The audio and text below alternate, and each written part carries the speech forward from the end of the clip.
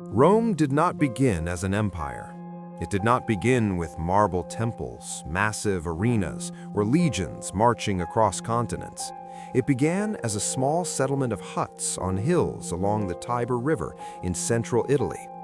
According to legend, it was founded in 753 BC by Romulus, but archaeology tells us something more grounded.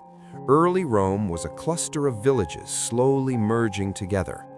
Its location, however, was strategic. The Tiber allowed trade, but was shallow enough to defend. The surrounding hills provided protection.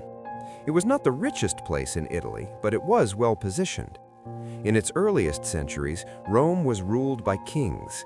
Some of them were likely influenced by the neighboring Etruscans, a powerful civilization north of Rome. From them, Romans adopted engineering skills, religious rituals, and aspects of urban planning. But around 509 BC, the Romans overthrew their last king and created a republic. This was a turning point. Instead of a single ruler, power was distributed among elected officials and a senate made up of aristocrats. The system was not democratic by modern standards, but it created political stability and shared responsibility among the elite. That stability allowed Rome to focus outward. At first, Rome's wars were about survival. It fought neighboring Latin tribes, Samnites, and other Italian peoples. These were long, exhausting conflicts, but Rome developed a pattern that would define its future. When it defeated an enemy, it did not always destroy them. Instead, it often offered alliances. Conquered communities might keep local autonomy in exchange for military support and loyalty. This flexible system allowed Rome to expand without constant rebellion. As Rome gained control over Italy, it also refined its military structure. The Roman legion became disciplined, adaptable, and highly organized. Soldiers trained rigorously and fought in formations that could adjust to rough terrain. Rome learned from defeat as well as victory. When it faced new tactics, it adapted. This culture of resilience made it increasingly formidable. The next great leap came with the Punic Wars against Carthage, a powerful North African empire. These wars were existential struggles. At one point, the Carthaginian general Hannibal marched his army, including war elephants, across the Alps and into Italy, defeating Roman forces repeatedly. Many states might have collapsed under such pressure. Rome did not. It absorbed the losses, rebuilt its armies, and eventually carried the war into North Africa.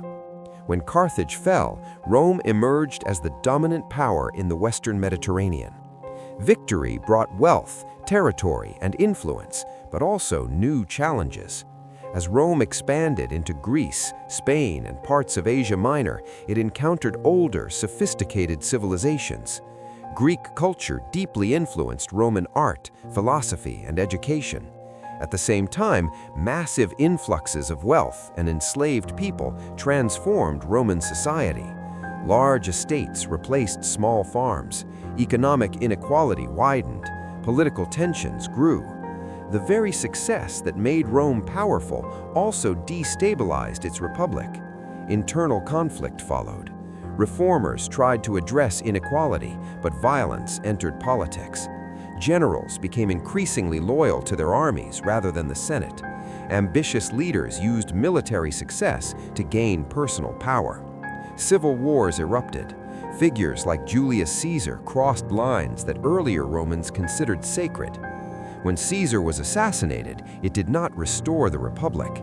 Instead, more conflict followed, culminating in the rise of Augustus. Augustus did not call himself king. He preserved the appearance of republican institutions while holding ultimate authority. This careful balance marked the birth of the Roman Empire. Under imperial rule, Rome entered a long period of relative stability known as the Pax Romana. Roads connected provinces, trade flourished across the Mediterranean. Cities were built from Britain to the Middle East. The Roman army secured borders along the Rhine and Danube rivers. Law codes standardized governance. Latin spread across Western territories, shaping future European languages. What makes Rome's rise remarkable is not just its conquests, but its system of integration. Citizenship gradually expanded. Local elites in conquered territories were often brought into the Roman system. Infrastructure tied distant regions to the center. Rome did not rely solely on fear. It offered participation in a larger political and economic order. That inclusiveness, limited though it was, helped sustain control over vast lands. Geography, military innovation, political flexibility, and relentless ambition all played roles. So did timing. Rome rose during a period when Mediterranean powers were fragmented. By defeating rivals one by one and absorbing their strength, Rome built momentum. Each victory made the next more achievable. From a village of huts to a republic dominating Italy, from a regional power to a Mediterranean superpower, and finally to an empire stretching across 3 continents, Rome's transformation took centuries. It was not inevitable. It required adaptation after disaster, compromise after conflict, and a willingness to restructure political systems when necessary. By the time Rome reached its height, few could remember that it had once been just another small settlement among many. Yet its origins remained embedded in its identity, disciplined, practical, and relentlessly expansionist. Rome rose not in a single dramatic moment, but through generations of calculated steps, learning from enemies, binding allies, and turning crisis into opportunity. That steady climb, from village to republic to empire, reshaped Europe, North Africa, and the Near East, leaving foundations that would influence law, language, architecture, and governance for thousands of years.